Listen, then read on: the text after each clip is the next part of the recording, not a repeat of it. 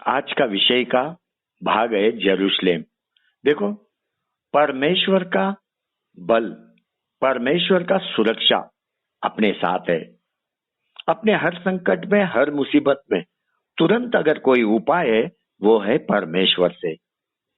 अपने को डरने का जरूरत नहीं है।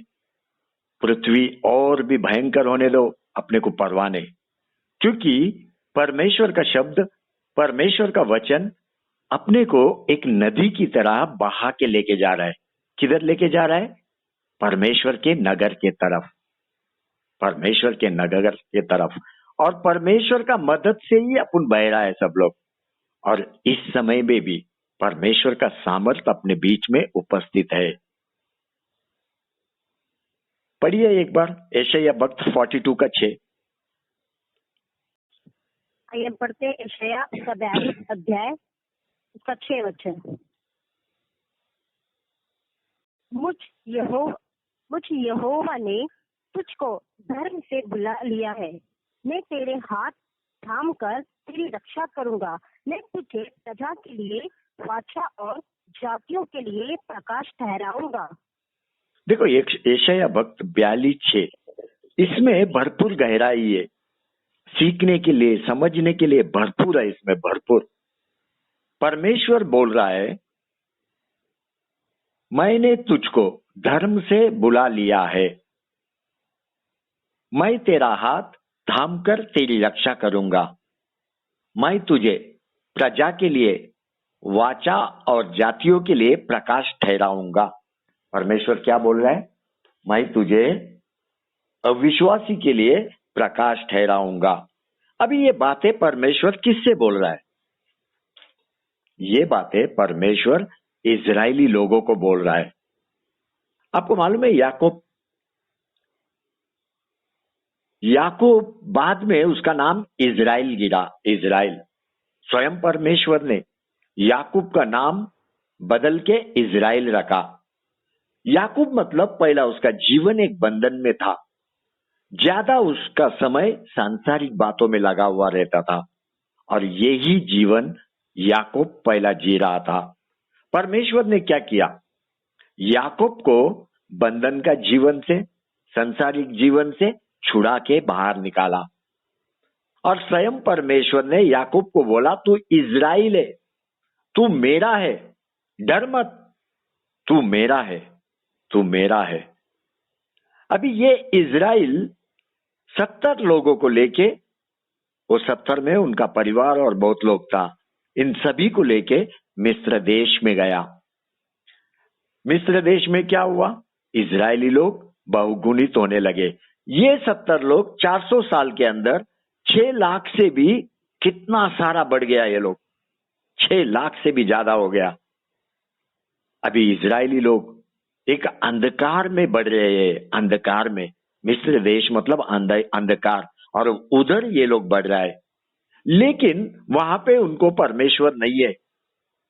एक गुलाम की तरह मिस्र के हाथों में ये लोग है, बंधन में जकड़े हुए, संसारिक बातों में जकड़े हुए। और परमेश्वर का शब्द क्या है उनके लिए? परमेश्वर का शब्द है, मैं तेरा हाथ थाम कर तेरी रक्षा करूंगा। मैं तेरी रक्षा करूंगा और तुझे अन्य जातियों के ऊपर एक प्रकाश ठहराऊंगा। ये परमेश्वर का योजना इजरायली लोगों के लिए है कि वे लोग अन्य जाति के लिए एक प्रकाश करके दिखाई दे। अभी परमेश्वर चाहता था कि इजरायली लोगों को मिस्र देश से बाहर निकाले, उनको वहां से बाहर लाके कनान देश में प्रवेश कराए। कहां पे लेके जाना चाहता है परमेश्वर उनको? कनान देश में। कनान देश में शालेम नाम का स्थान है, वहां पे परमेश्वर उनको लेके जाना चाहता है। अब ये शालेम नाम का स्थान में एक बार अब्राहम ने याजक मलकीजेदक से भेंट किया, और वो स्थान में, शालेम में, अब्राहम ने याजक को अपना 10वां भाग दिया। और यही शालेम आज यरूशलेम बुलाया जाता है। यरूशलेम, यरूशलेम। परमेश्वर का योजना इजरायली लोग अन्य जाति को एक प्रकाश करके दिखाई दे। लेकिन हुआ क्या? पूरा इजरायली का पीढ़ी जंगल में मर गया। केवल कालेब, जोशुआ और इजराइल का नया पीढ़ी कनान देश में प्रवेश किया।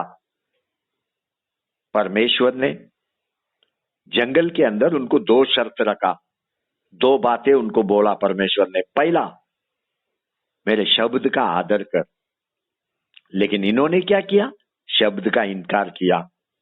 उन्होंने स्वयं मूसा को बोला, तू हमसे बात कर और हम तेरी सुनेंगे। परमेश्वर की बातें हमें सुनना नहीं है। परमेश्वर की बातें सुनने से हम हो सकता है मर जाएंगे। ये बात पढ़ो, निर्गमन 20 का 19। आइए हम पढ़ते निर्गमन 20 अध्याय उसका 19वां वचन। और वे मूसा से कहने लगे, तू ही हमसे बातें कर, तब तो हम सुन सकेंगे, परंतु परमेश्वर हमसे बातें ना करे, ऐसा ना हो कि हम मर जाए। देखो, ये वचन सुन के अपने को शौक लगता है, धक्का लगता है। वे चाहते हैं कि परमेश्वर उनके साथ बात ना करे, लेकिन वे लोग तैयार है मूसा को सुनने को। उन्होंने स्पष्ट रीति बोला मूसा को, परमेश्वर हमसे बात ना करे, ऐसा ना हो कि हम सब मर जाए। ये क्यों ये लोग बोल रहा था? क्योंकि उनका जो स्वभाव था कुड़कुड़ाने का, और उनके अंदर पाप था। ये पाप के कारण वे लोग परमेश्वर को घबरा रहे थे। वे लोग परमेश्वर का शब्द का आदर नहीं किया, लेकिन फिर भी परमेश्वर उनसे बात करना चाहता था, ताकि उनके अंदर परमेश्वर का भय बना रहे और वे लोग कभी भी पाप ना करें। देखो, अगर वे लोग पाप नहीं करते थे तो परमेश्वर क्या करता? उनको अविश्वासी के लिए प्रकाश करके ठहराता। पहला शर्त परमेश्वर ने रखा, मेरा शब्द का पालन कर। लेकिन इजरायली लोग परमेश्वर का शब्द को सुनने को तैयार नहीं। परमेश्वर ने दूसरा शर्त रखा कि तू मेरी आज्ञा का पालन कर, आज्ञा को मान। और इजरायली ने क्या किया? आज्ञा का भी पालन नहीं किया। तब क्या हुआ? मूसा जब परमेश्वर से पहाड़ी से उतर के नीचे आया, मूसा ने पहाड़ी के चरणों के पास परमेश्वर ने दिया हुआ दोनों पाटी को भूमि पे पटक दिया। दूसरे शब्दों में, दोनों पाटी को पहाड़ी के चरणों के पास आके तोड़ दिया। ये बात पढ़ो, निर्गमन 32 का 19। 32 अध्याय उसका 19वां वचन। छावनी के पास आते ही मूसा को वह बछड़ा और नाचता दिखाई पड़ा। तब मूसा का कोप भड़क उठा और उसने पाटियों को अपने हाथों से पर्वत के नीचे पटक कर तोड़ डाला। अभी मूसा ने यहाँ पे क्या तोड़ा? परमेश्वर के कार्य को तोड़ा, परमेश्वर का शब्द को तोड़ा, परमेश्वर का आज्ञा को तोड़ा। अभी ये पाटी के ऊपर दोनों तरफ परमेश्वर ने अपने उंगली से आज्ञा को लिखा। लेकिन जब मूसा परमेश्वर से लौट के आया, उसने क्या देखा? उसने देखा कि इजरायली लोग बछड़ा को एक देवता बना के उसके सामने नाच गाना कर रहा है, स्तुति आराधना कर रहा है। ये लोग दुष्ट काम कर रहे थे। अन्य देवताओं के सामने नाचना गाना मतलब दुष्ट काम कर रहे थे। मूसा को क्रोध आया, उसने पाटी को उधरी पहाड़ी के पास तोड़ दिया। केवल 2 शर्त परमेश्वर ने इजरायली को दिया, केवल 2 शर्त, मेरे शब्द का आदर कर और दूसरा मेरा आज्ञा का पालन कर। ये दोनों भी शर्त इजरायली लोगों ने रखा नहीं, पालन नहीं किया। यही कारण है सब का सब जंगल में मर गया। जितने लोग मिस्र देश से बाहर आया, जंगल में जाके मर गया। अभी कौन था उनके साथ? स्वयं परमेश्वर, स्वयं मूसा इन सबको चला रहा है। फिर ये लोग जंगल में मरा कैसा? ये सुन के मेरा हृदय दुखित हो रहा है। ये सत्य को मेरा हृदय सत्य मानने को तैयार नहीं। परमेश्वर और मूसा उनको चला रहा है और वे लोग जंगल में मर गया। वे लोग जंगल में मर गया। एक बार रोमियो की किताब 15 का 4 पढ़ो। पढ़ते रोमियो 15 अध्याय उसका 4वां वचन। जितनी बातें पहले से लिखी गई वे हमारी ही शिक्षा के लिए लिखी गई है कि हम धीरज और पवित्र शास्त्र के प्रोत्साहन द्वारा आशा रखें। देखो, ये वचन अपने को कभी भी नहीं भूलना है, क्योंकि जो कुछ भी लिखा गया है, जो कुछ भी पहला लिखा गया है, ये किसके लिए है? अपने को सीखने के लिए, सीखने के लिए। एक समय में अपन भी अविश्वासी लोग था, अविश्वासी लोग। एक अच्छे ओलिव का पेड़ का भाग अपन नहीं था, हम लोग जंगली ओलिव के पेड़ का भाग है, जंगली। देखो, अब्राहम को 2 पुत्र था, एक का नाम इसहाक जो परमेश्वर का योजना का था। ये इसहाक अच्छी ओलिव के पेड़ का भाग है या डाली है। और दूसरा और एक पुत्र है अब्राहम को, उसका नाम है इस्माइल जो परमेश्वर का योजना का नहीं है। ये जंगली ओलिव का पेड़ है, जंगली। लेकिन अब्राहम ने परमेश्वर से प्रार्थना किया कि इस्माइल को भी बढ़ने दे। अपना सबको मालूम है, सारा ने एक बात बोला अब्राहम को, हगार को और इस्माइल को घर से निकाल दे, घर से निकाल दे। उस समय में अब्राहम बहुत ही दुखी हुआ, अंदर से टूट गया।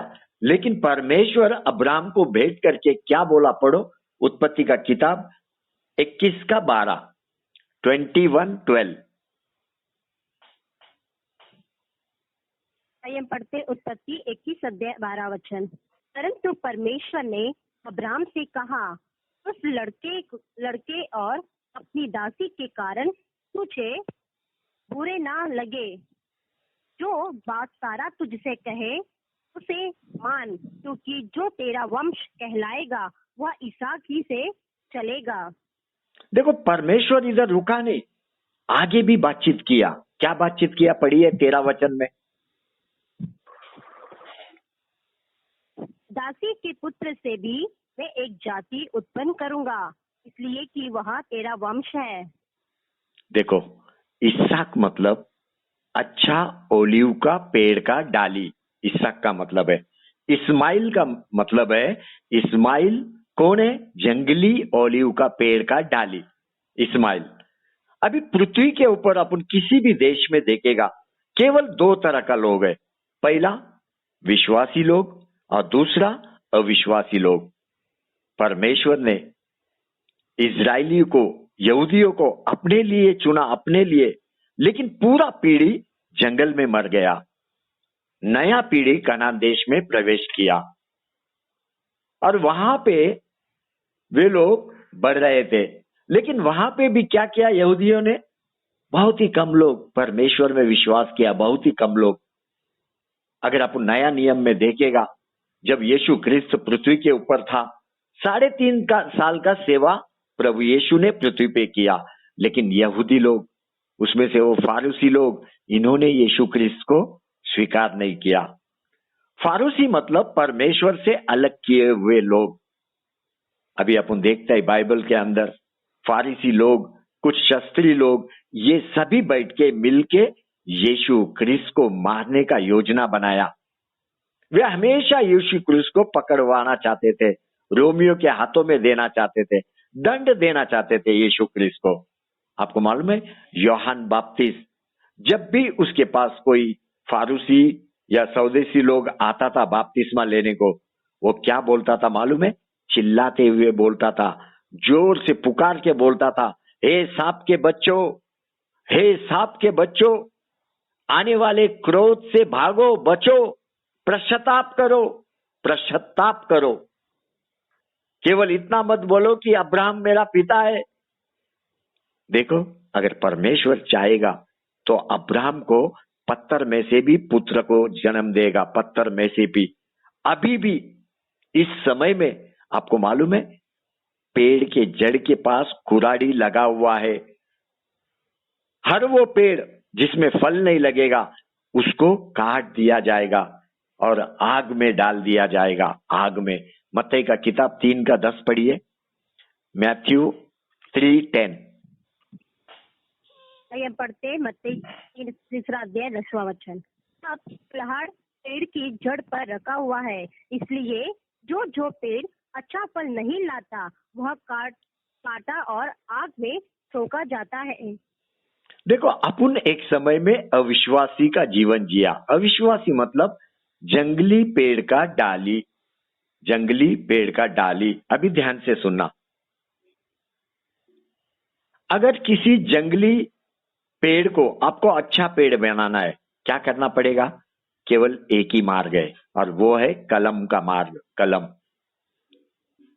अगर समझो एक पेड़ को आपने लिया, उसमें अच्छा गुलाब का फूल आ रहा है, अच्छा, और आप जिस पेड़ को फूल नहीं आ रहा है उसको लेके वो अच्छे गुलाब का डाली में अच्छा से जोड़ के मिट्टी लगा के बांधेगा ना, वो खराब डाली जो है जिसमें फूल नहीं लगता है वो भी फूल देने लगता है बाद में। उसको जड़ आता है, उसको निकाल के जमीन में लगाने से जो अच्छा पेड़ का फूल है उसी तरह से ये भी अच्छा फूल देने लगता है। आज एक समय में अपन अविश्वासी था, जंगली पेड़ का डाली था, लेकिन आज क्या है?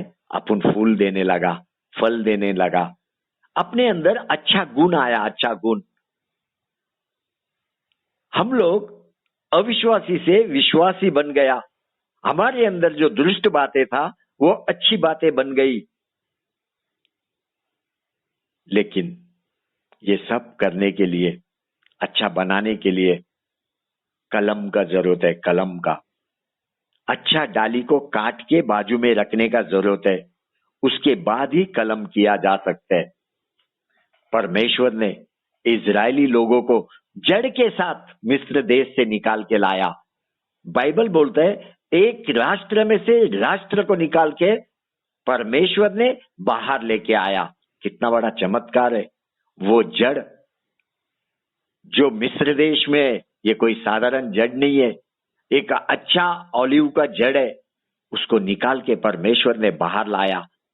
और यही लोग जंगल में आके बढ़ने लगे, डालियां बढ़ने लगा। अभी ये लोग परमेश्वर के मूसा के मार्गदर्शन में बढ़ रहा है, लेकिन बाइबल बोलता है ये सभी का सभी जंगल में मर गया। पुराना नियम में अगर, नया नियम में अगर अपन देखेगा, यहूदी लोग प्रभु यीशु क्रिस्त से अलग किए गए। यहूदी लोग, यीशु क्रिस्त का सेवा पृथ्वी पे चालू है और यहूदी लोग यीशु क्रिस्त में विश्वास नहीं कर रहा है। ये आधा सत्य है, आधा। लेकिन आत्मीय रीति अगर इन बातों को आप देखेगा तो ये परमेश्वर का योजना है। परमेश्वर चाहता है कि अच्छे पेड़ के अंदर अविश्वासी को कलम करे। इसी कारण से परमेश्वर ने अच्छे पेड़ के डाली को काट दिया, अच्छा ओलिव का पेड़ का डाली को अलग कर दिया, ताकि जंगली ओलिव का पेड़ को अच्छे पेड़ में जोड़ दे। इजरायली लोग जंगल में मर गया ताकि आप और मैं अच्छे पेड़ के साथ जुड़ जाए। अपने को कलम किया परमेश्वर ने। और यीशु के समय में यहूदी लोग अलग किए गए ताकि हम लोग प्रभु यीशु क्रिस्त के साथ जुड़ जाए। ये सत्य है। मेरा परमेश्वर चाहता है कि पृथ्वी पर का एक एक आत्मा को बचाए। इजरायली लोग मर गया, इसका यह अर्थ नहीं है कि वे लोग परमेश्वर का नहीं है। अरे वे तो परमेश्वर के हैं, उसके अपने लोग हैं, वो पवित्र जन है, पवित्र याजक है। स्वयं परमेश्वर ने उनको मिस्र देश में से बाहर निकाल के लाया। क्यों? अपने लिए, खुद के लिए। आपको मालूम है रूत, वो एक अविश्वासी मोआब देश की लड़की जो हमेशा मूर्ति पूजा में लगे रहती थी मोआब देश में। लेकिन रूत का जो पति है वो अच्छा ऑलिव का पेड़ है, अच्छा। परमेश्वर ने क्या किया? रूत को जोड़ने के लिए अच्छे पेड़ से उसके पति को काट दिया। उसके पति के जगह पे रूत को कलम किया।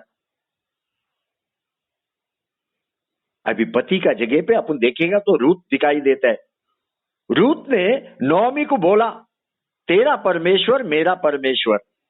तेरे लोग मेरे लोग, तू जहां मरेगी मैं वहां मरूंगी। देखो, हर एक को स्व इच्छा है। मेरा यीशु क्रिस्त क्रूस पे सारे मनुष्य जाति के लिए मरा, पूरा पृथ्वी के मनुष्य जाति का उद्धार के लिए प्रभु यीशु क्रिस्त ने उपाय किया। जो कोई यीशु क्रिस्त में विश्वास करेगा वो बचाया जाएगा। परमेश्वर चाहता है हर एक अच्छे ओलिव के पेड़ के साथ जुड़ जाए। वो चाहता है एक एक को कलम करे अच्छे पेड़ के साथ। एक बार ओरफा को देखो, ओरफा, उसको भी मौका मिला, स्व इच्छा मिला। उसका पति भी एक अच्छा ओलिव का पेड़ का डाली, वो भी मर गया। क्यों मरा? ताकि ओरफा को अच्छे पेड़ के साथ जोड़ दे। लेकिन ओरफा ने क्या किया? अच्छे पेड़ को स्वीकार नहीं किया। वो अपने जंगली जीवन में चली गई, मोआब देश में अपने परिवार के पास लौट के गई। उसको नोमी का परमेश्वर नहीं चाहिए, उसको नोमी के लोग नहीं चाहिए। और जहां नोमी मरेगी वहां वो मरना नहीं चाहता है, उसका स्व इच्छा। उसने अविश्वासी का जीवन को अपनाया। अविश्वासी का जीवन, ये ओरफा का निर्णय था। अभी आप सोचता होगा, अगर ओरफा को अच्छे पेड़ से जुड़ना ही नहीं था तो क्यों परमेश्वर ने उसके पति को अलग किया, मार दिया? कलम ओरफा अगर होना ही नहीं चाहता है तो क्यों उसके लिए परमेश्वर ने उपाय किया? देखो, इस बात का टेंशन अपने को लेने का जरूरत नहीं है। हर एक व्यक्ति के लिए उपाय किया गया, हर एक को कलम करना है परमेश्वर को। वो परमेश्वर है, उसके पास सामर्थ्य है किसको भी उठाने का। एक बार देखो लाजरस के तरफ, 4 दिन है कब्र में पड़ा, फिर भी परमेश्वर ने पुकारा, लाजरस बाहर आ, लाजरस बाहर आ। मरा हुआ लाजरस कब्र में से निकल के बाहर आया। और वो दिन दूर नहीं है कि मेरा परमेश्वर जंगल में जाके पुकारने वाला है, इजरायली मेरे बच्चों बाहर आओ, अविश्वासी का प्रकाश आप बाहर आओ। ये इस्राएल का परमेश्वर है। केवल अपने को जोड़ने के लिए, कलम करने के लिए इजरायली लोग जंगल में मर गया। केवल उनके कारण उद्धार अपने को आया। ये सारे आत्मीय सत्य है, आपको जानना बहुत जरूरी है। अच्छा जड़ कभी भी मरता नहीं। केवल परमेश्वर ने उनको काट के अलग रखेला है, डाली को एक साथ अलग रखा है, ताकि हम जंगली ऑलिव के पेड़ अच्छे डाली के साथ जुड़ जाए। एक बार रोमियो की किताब 11 का 17 पढ़िए, 11:17। 11 अध्याय उसका 17वां वचन। पर यदि कुछ डालियां तोड़ दी गई और तू जंगली जैतून होकर उनमें काट गया और जैतून की जड़ की चिकनाई का भागी हुआ है। देखो कलीसिया, आपको कुछ समझ में आ रहा है? परमेश्वर ने अच्छा डाली को काट के अलग किया और उसके अंदर अपने को जोड़ दिया।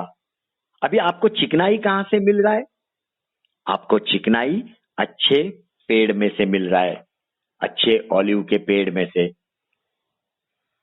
पहला आपको यीशु क्रिस्त मालूम नहीं था, आपको पवित्र ग्रंथ मालूम नहीं था, परमेश्वर का शब्द मालूम नहीं था, आत्मा प्रभु आपको मालूम नहीं था, परमेश्वर का सामर्थ आपको मालूम नहीं था। लेकिन कलम होने के बाद, अच्छे पेड़ से जुड़ने के बाद तुझे बाइबल मालूम, परमेश्वर का शब्द मालूम, पवित्र आत्मा मालूम, परमेश्वर का सामर्थ मालूम, आपको प्रभु यीशु क्रिस्त मालूम है। प्रभु यीशु क्रिस्त मालूम है। ये सब क्या है? अविश्वासी के लिए उपाय। अभी आप सभी अच्छे पेड़ के साथ जुड़े हुए, तू एक अच्छा विश्वासी है। परमेश्वर ने स्वयं तुझे अविश्वासी में से विश्वासी बनाया। अब तुझे जो कुछ भी घेरा हुआ है, ये भलाई की बातें, अच्छी बातें, अच्छी डालियां तुझे घेरा हुआ है। तू घमंड मत कर। सारी बातें परमेश्वर ने उपाय करके रखा है। जब तू दूसरा जीवन पाएगा, वापस मौत से उठेगा, घमंड मत कर। ये सारा परमेश्वर ने करके रखा है तेरे लिए। लेकिन एक बात कभी भी मत भूलना, अभी तू अच्छे जड़ के साथ जुड़ा हुआ है। एक बार पेड़ की तरफ देखो, एक पेड़ की तरफ देखो, कितना सारा उसको डालियां है, लेकिन कभी कभी कोई कोई पेड़ में कुछ डालियां सूखा हुआ अपने को दिखाई देता है। क्यों? क्योंकि वो डाली जड़ के साथ ठीक रीति से जुड़ा हुआ नहीं है। और कभी भी याद रखना, जड़ डाली को सपोर्ट करता है, चिकनाई देता है जड़, और हम सब अच्छे जड़ में जड़े हुए हैं। ये सब बातें मैं आपको क्यों बता रहा हूं मालूम है? क्योंकि आने वाले दिनों में बड़ा बड़ा घटना होने वाला है, बड़ा बड़ा एक बड़ा बेदारी का योजना, परमेश्वर का कार्य जोरों से चालू है। आपको चुना है मुंबई के लिए, महाराष्ट्र के लिए, भारत देश के लिए। केवल आपका विश्वासी प्रार्थना के कारण सारी बातें होते हुए दिखाई दे रहा है। जैसे इजरायली लोग जंगल में मर गया, उसके बाद क्या हुआ? फारसी लोगों को परमेश्वर से अलग किया गया। फारसी लोगों को, तुझे मरने का जरूरत नहीं है। देखो कितना अविश्वासी लोग अपना चारों तरफ है, लेकिन तुझे मरने का जरूरत नहीं है। तुझे फारसी की तरह परमेश्वर से अलग होने का जरूरत नहीं है। जब प्रभु यीशु क्रिस्त पृथ्वी के ऊपर था, प्रभु यीशु क्रिस्त ने अपना नजर, अपनी आंखें हमेशा यरूशलेम के ऊपर लगा के रखा। अगर आप प्लेन में जाते हुए यरूशलेम को देखेगा, आपको दिखाई देगा कि यरूशलेम को पहाड़ ने घेरा हुआ है, पहाड़। और मेरा यीशु हमेशा प्रार्थना के लिए पहाड़ी पे जाता था, पहाड़ी पे से अपना नजर यरूशलेम की तरफ रखता था। एक दिन ऐसा हुआ, प्रभु यीशु क्रिस्त गधे पे बैठ के यरूशलेम में प्रवेश किया। क्यों प्रवेश किया? अपना यहूदियों का राजा बनने के लिए नहीं, यहूदियों का राजा बनने के लिए नहीं प्रवेश किया। यरूशलेम में इसलिए प्रवेश किया ताकि मनुष्य जाति को एक उपाय दे, उद्धार का उपाय। अभी ये एक जो डाली काट दिया जाएगा, ये आखिरी बार है, आखिरी बार। अभी प्रभु यीशु क्रिस्त को काट दिया जाएगा, अलग किया जाएगा परमेश्वर से। वो भी आखिरी बलि अपन बोल सकते हैं। ये आखिरी बलि पूरा मनुष्य जाति को उद्धार लेके आएगा। और आखिरी बार ये डाली को काट दिया जाएगा। और ये डाली काटने के बाद, प्रभु यीशु क्रिस्त का बलि के बाद, दूसरा कोई डाली को काटने का जरूरत नहीं है। कोई इजरायली को मरने का जरूरत नहीं है। कोई फारिसी को परमेश्वर से अलग होने का जरूरत नहीं है, क्योंकि प्रभु यीशु क्रिस्त एक अच्छे ओलिव का पेड़ का जड़ है, जो स्वयं परमेश्वर से पृथ्वी पे उतरा, स्वयं परमेश्वर से। अभी यीशु क्रिस्त यरूशलेम की तरफ देख के प्रवेश कर रहा है, यरूशलेम के अंदर, वो भी पूरा पृथ्वी का मनुष्य जाति के लिए। अभी ये अच्छा डाली कभी तोड़ा गया? गुड फ्राइडे का दिन, गुड फ्राइडे का दिन। मेरा यीशु क्रिस्त गुड फ्राइडे का दिन मरा। जब यीशु क्रिस्त मरा, उस टाइम पे कुछ बातें वहां पे घटा। पूरा पृथ्वी के ऊपर भूकंप हुआ, भूकंप। अब ये भूकंप क्या है? क्या ये भूकंप पृथ्वी का नाश करने के लिए आया यीशु मरने के बाद? नहीं, लेकिन पूरा पृथ्वी के लोगों को यीशु क्रिस्त के साथ जोड़ने के लिए आया। परमेश्वर का एक ही योजना, सभी लोग अच्छे जड़ के साथ जुड़ जाए। लेकिन आज दुष्ट झूठ प्रचार कर रहा है। झूठ प्रचार के कारण आज भी कई लोग हैं जो यीशु क्रिस्त के पास आ नहीं पा रहे। लेकिन तेरा प्रार्थना सामर्थ्य रीति काम कर रहा है। तेरे प्रार्थना के द्वारा अनेक प्राण को बचाया गया। अनेक लोग प्रभु यीशु क्रिस्त में विश्वास कर रहा है। अपना प्रार्थना अपने को कभी भी बंद नहीं करना है।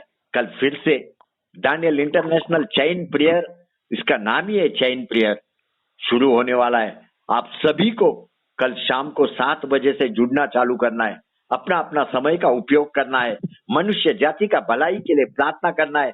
कल जो 7 बजे प्रार्थना शुरू होगा, शनिवार को 7 बजे तक पूरा 24 आवर्स परमेश्वर का आत्मा अपने को घेरा हुआ रहेगा। हम परमेश्वर से जुड़े हुए रहेंगे। एक अच्छे जड़ का चिकनाई अपने अंदर आएगा, अच्छे जड़ का। तो यरूशलेम के लिए प्रार्थना कर, यहूदी लोगों के लिए प्रार्थना कर, तेरे लिए आशीर्वाद का एक कारण बनेगा। यहूदी लोगों को, इजरायली लोगों को केवल अपने को जोड़ने के लिए अलग किया गया। जब यीशु ख्रिस्त मरा, आपको मालूम है क्या हुआ? इस्माइल जो जंगली पेड़ का है वो इसहाक के साथ जुड़ गया, अच्छे ऑलिव के पेड़ के साथ जुड़ गया। लेकिन हर एक मनुष्य को स्व इच्छा दिया परमेश्वर ने। स्व इच्छा, निर्णय आपको लेना है। आप यीशु को स्वीकार कर या मत कर, निर्णय तेरा है। और मेरा परमेश्वर कभी भी अपने लोगों को छोड़ेगा नहीं। आत्मीय रीति आज भी परमेश्वर का कार्य सामर्थ्य रीति पृथ्वी के ऊपर हो रहा है।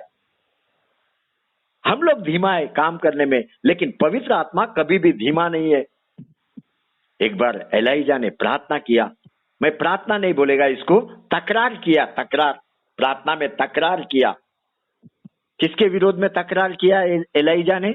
परमेश्वर से इजरायली के विरोध में तकरार किया। एलाइजा ने बोला, इजरायली लोगों ने कई प्रवक्ता को मार दिया, उन्होंने वेदी को भी गिरा दिया, और मैं अकेला बचा है पूरा इजराइल में, और मुझे भी ये लोग मारने का कोशिश कर रहा है, मुझे भी। एक बार पढ़िए रोमन्स 11:3, रोमियो की पत्री 11:3 पढ़िए। रोमियो 11 का 3 वचन। हे प्रभु, उन्होंने तेरे भजभक्तों को घात किया है और तेरी वेदियों को ढा दिया है, और मैं ही अकेला बचा हूँ, और वे मेरे प्राण के भी खोजी है। देखो, एलाइजा को ऐसा लग रहा है कि वो अकेला परमेश्वर में बचा है, वो अकेला एक अच्छा डाली है, ऐसा एलिया को लग रहा है। वो आखिरी डाली बचा हुआ है इजराइल में। कलीसिया, हमेशा याद रखना, तू कभी भी अकेला नहीं है परमेश्वर में। एलाइजा एक अच्छा जड़ है, और एलाइजा आखिरी डाली भी नहीं है। तुरंत परमेश्वर का शब्द स्वर्ग से एलाइजा को उतरा। पढ़िए 4 वचन पढ़िए, रोमियो की पत्री 11:4। परंतु परमेश्वर से उसे क्या उत्तर मिला? मैंने अपने लिए 7,000 पुरुषों को रख छोड़ा है, जिन्होंने वकाल के आगे घुटने नहीं टेके।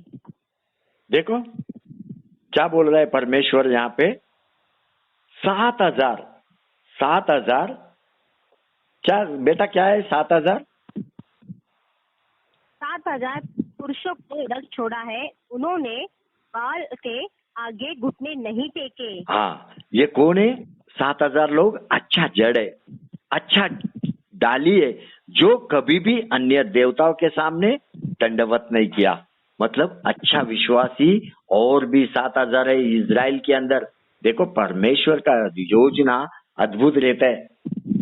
परमेश्वर ने क्या किया, कुछ भाग इजरायलियों को अलग कर दिया, ताकि अन्य जाति को अच्छे पेड़ के साथ जोड़ा जाए। पढ़िए रोमियो की पत्री 11:25। हे भाइयों, कहीं ऐसा ना हो कि तुम अपने आप को बुद्धिमान समझ लो, इसलिए मैं नहीं चाहता कि तुम इस भेद से अनजाने रहो कि जब तक अन्य जातियां पूरी रीति से प्रवेश ना कर ले, तब तक इजराइल का एक भाग ऐसा ही कठोर रहेगा। देखो, अन्य जाति के लिए उपाय है परमेश्वर का। सारा अन्य जाति अच्छे ओलिव के जड़ से जुड़ना है, ये उपाय परमेश्वर ने किया। एक बार क्रूस पे देखो यीशु ख्रिस्त को क्रूस के ऊपर कील दागे गए, हाथ के अंदर कील। अब ये क्रूस को देखो, क्रूस क्या है? एक पेड़ है, पेड़। ये दृश्य को अच्छे से आप देखो और समझो, अपने नजरों के सामने ये दृश्य को लाओ। अगर आप आंख बंद करके सुनेगा ना, आपका नजर का सामने वो दृश्य आएगा। वो क्रूस को देख, वो क्रूस एक पेड़ है, और मेरा यीशु एक डाली है जो काट दिया जाएगा, जो मर जाएगा क्रूस पे। जब वो क्रूस को पृथ्वी के अंदर गाड़ा और यीशु ख्रिस्त को ऊपर उठाया गया, उस समय में क्या हुआ मालूम है? वो क्रूस का पेड़ का जड़ पृथ्वी के कोने कोने में गया। एक अच्छा जड़ पूरा पृथ्वी के कोने कोने में पहुंच गया। यही कारण है भूकंप आया, भूकंप। यीशु क्रिस्त का क्रूस पे चढ़ाने का बाद भूकंप आया। आज पूरा पृथ्वी अच्छे जड़ से घेरा हुआ है। अच्छे जड़ से केवल एक डाली प्रभु यीशु क्रिस्त को आखिरी बार तोड़ा गया, वो भी पूरे मनुष्य जाति के लिए उपाय किया गया। अभी पूरा मनुष्य जाति को जुड़ना है, अच्छे जड़ के साथ जुड़ना है। और अच्छा जड़ क्या है? क्रूस, क्रूस, क्रूस। मुझे दुख होता है कई लोग आज भी प्रभु यीशु क्रिस्त को स्वीकार नहीं किया। अभी मुझे पता नहीं ये अविश्वासी लोगों का उद्धार होगा या नहीं होगा, लेकिन एक बात मुझे मालूम है, हर एक इजरायली बचाया जाएगा, हर एक इजरायली। पढ़ो ये बात रोमियो की किताब 11:26-27। और इस रीति से सारा इज़राइल उद्धार पाएगा, जैसा लिखा है, छुड़ाने वाला सिय्योन से आएगा और अभक्ति को याकूब से दूर करेगा। और उनके साथ मेरी यही वाचा होगी, जबकि मैं उनके पापों को दूर कर दूंगा। एक बात कभी भी मत भूलना कलीसिया, तेरे लिए मेरे लिए दूसरा मौका नहीं है, दूसरा मौका नहीं है। जब तक पृथ्वी पे आपके नथनों में श्वास है उतना ही आपको मौका है। श्वास नथनों से निकलने के बाद कोई मौका नहीं है। श्वास निकलने से पहला तेरा उद्धार होना बहुत जरूरी है, क्योंकि मरने के बाद कोई उद्धार का कार्यक्रम नहीं है, कोई कार्यक्रम नहीं है। वो भी अविश्वासी के लिए कोई कार्यक्रम नहीं है, लेकिन इजरायली लोगों के लिए दूसरा मौका है। उनको फिर से उठाया जाएगा। मेरा यीशु उनको जियोन में आके उनको छुड़ाएगा। सारे उनके अंदर की अभक्ति को दूर कर देगा। आपको मालूम है एजकेल ने दर्शन देखा, क्या देखा?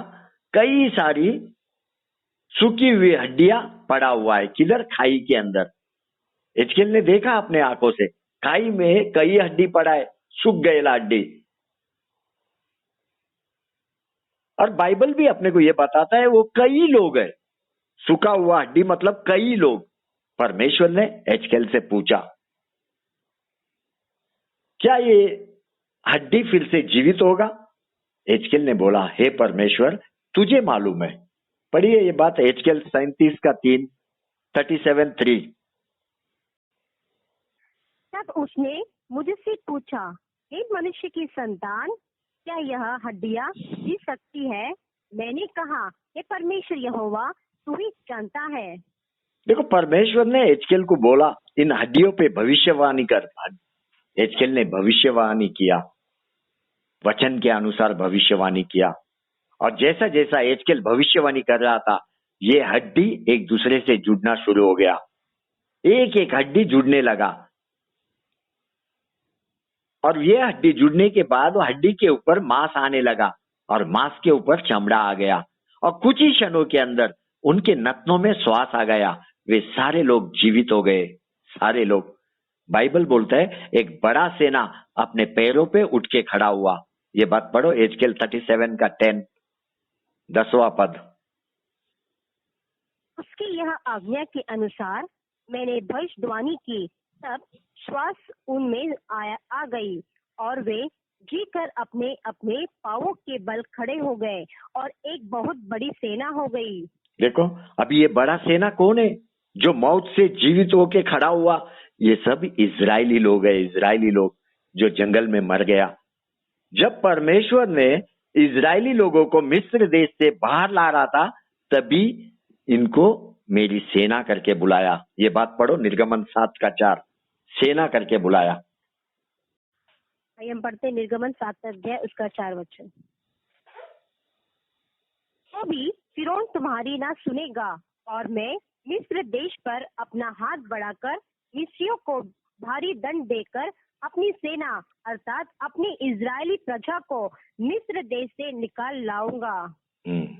देखो ये सेना दूसरा कोई नहीं जंगल में मरेला, ये परमेश्वर का सेना है। इन्हीं को परमेश्वर ने सेना बुलाया। और एजकेल ने भी इन्हीं के ऊपर भविष्यवाणी किया। अभी हड्डी एक दूसरे से जुड़ गया, मांस उसके ऊपर आया, चमड़ा भी उसके ऊपर आया, श्वास भी उनके अंदर आया, सभी जीवित हो गया। देखो, परमेश्वर का शब्द ने इजरायली लोगों को खाई में से वापस जीवित उठाया, कब्र में से वापस जीवित उठाएगा। और जंगल में यीशु ख्रिस्त एक दिन आके ऊंचे स्वर से पुकारेगा, मेरी सेना उठो, इजराइल के बच्चों उठो, और सभी उठने वाला है। और ये आखिरी दिन में होने वाला है। इजरायली लोगों को दूसरा मौका है, क्योंकि मूसा उनका मार्गदर्शन किया, परमेश्वर उनका मार्गदर्शन किया, यीशु ख्रिस्त ने उनका मार्गदर्शन किया। ये परमेश्वर का योजना है। जब तक अन्य जाति अच्छे पेड़ से नहीं जुड़े, तब तक वे लोग खाई में रहेगा। कितना भाग्य है अपने लिए कि बाइबल का एक एक शब्द सत्य होते जा रहा है। एक बार एचकेएल की किताब 37 11-12 वापस पढ़ो, एक बार 11-12। फिर उसने मुझसे कहा, हे मनुष्य के संतान, यह हड्डियां इस्राएल के सारे घराने की उपम है। वे कहते हैं, हमारी हड्डियां सूख गई और हमारी आशा जाती रही, हम पूरी रीति से कट चुके हैं। इस कारण भविष्यवाणी करके उनसे कहा, परमेश्वर यहोवा यो कहता है, हे मेरी प्रजा के लोगों, देखो, मैं तुम्हारी बखेरे खोलकर तुमको उनसे निकालूंगा और इस्राएल के देश में पहुंचा दूंगा। देखो, परमेश्वर अपना आत्मा उनके अंदर डालेगा और उनको जीवित करेगा, और परमेश्वर उनको अपने साथ अपने भूमि में लेके जाएगा, यरूशलेम में लेके जाएगा, यरूशलेम में, नया यरूशलेम। आज से तू ज्यादा प्रेम कर लोगों को देखने के बाद, ज्यादा, क्योंकि यीशु ख्रिस्त का यही इच्छा है। जितना तू लोगों को प्रेम करेगा, उतना ज्यादा तेरा हृदय उनका उद्धार के लिए प्रार्थना करेगा, तेरा मन उनकी ओर लगा रहेगा, उनको सत्य मार्ग में लाने के लिए तुझे आसानी होगा। प्रेम करने को सीख, लोगों को प्रेम, तब जाके परमेश्वर का योजना तेरे जीवन से तू पूरा कर पाएगा।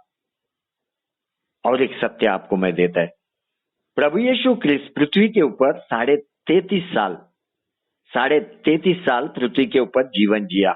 लेकिन अगर अपन ये 33.5 साल में प्रभु यीशु का जीवन देखेगा, केवल 3.5 साल सेवा किया, केवल 3.5 साल। आप देखो, 3.5 साल सेवा करने के लिए प्रभु यीशु ख्रिस्त 30 साल तक प्रार्थना किया, 30 साल तक। सेवा शुरू करने से पहला 30 साल प्रार्थना किया। अपने को कितना प्रार्थना करने का जरूरत है अन्य जाति के लिए, बहुत प्रार्थना का जरूरत है, बहुत।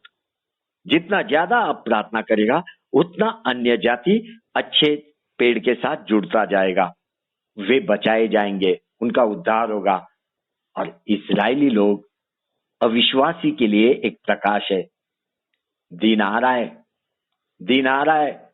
मुंबई शहर का जिम्मेदारी उठाने का दिन आ रहा है। यूपी का, भिवंडी का जिम्मेदारी उठाने का दिन आ रहा है। जिम्मेदारी आपके ऊपर है, जिम्मेदारी मेरे ऊपर है।